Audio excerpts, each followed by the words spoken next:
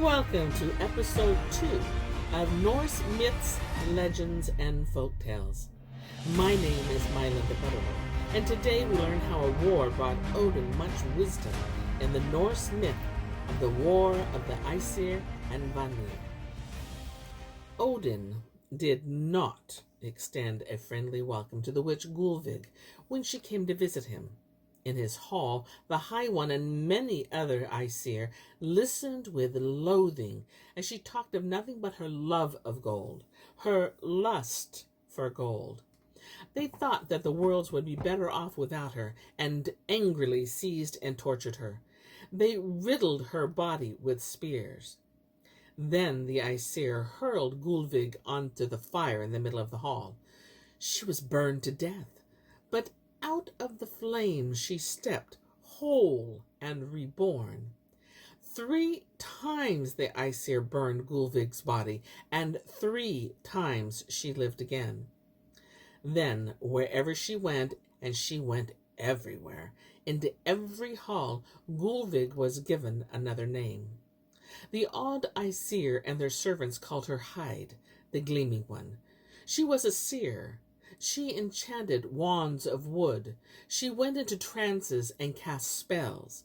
She was mistress of evil magic, the delight of every evil woman. When the Vanir heard how the Aesir had welcomed Gullveig, they were incensed, as the Aesir had been by Gullveig's gold lust. They swore vengeance and began to prepare for war. But there was nothing that escaped Odin when he sat in his high seat in Vol's Elkelf. The Aesir, too, sharpened their spears and polished their shields.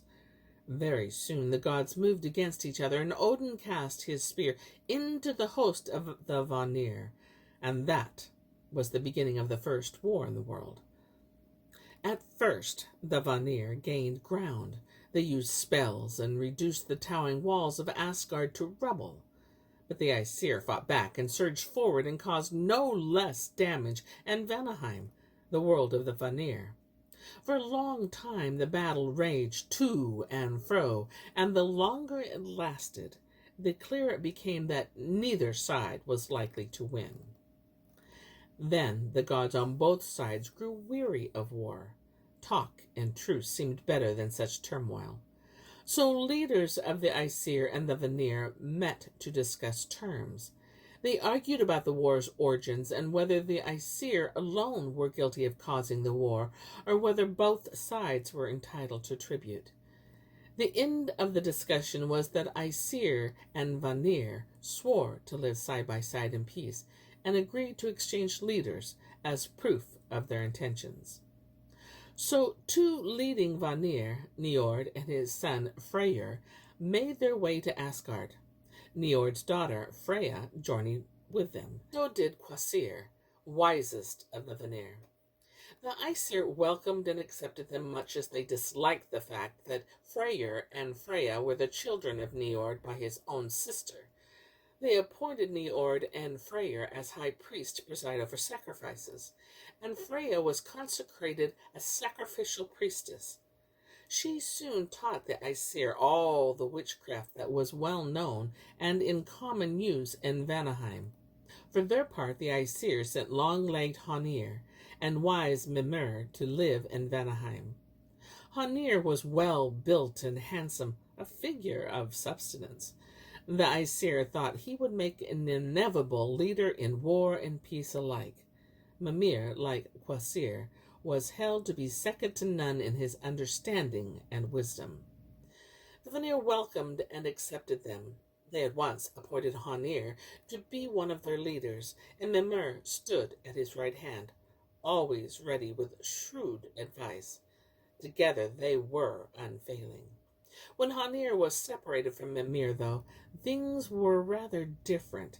Standing alone in a council or meeting and asked for his opinion, Honir's reply was always the same: "Well, let the others decide."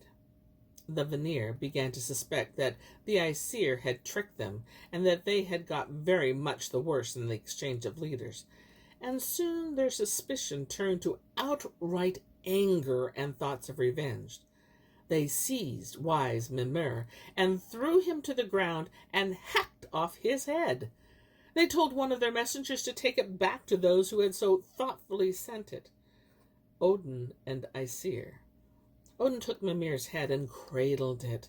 He smeared it with herbs to preserve it, so that it would never decay.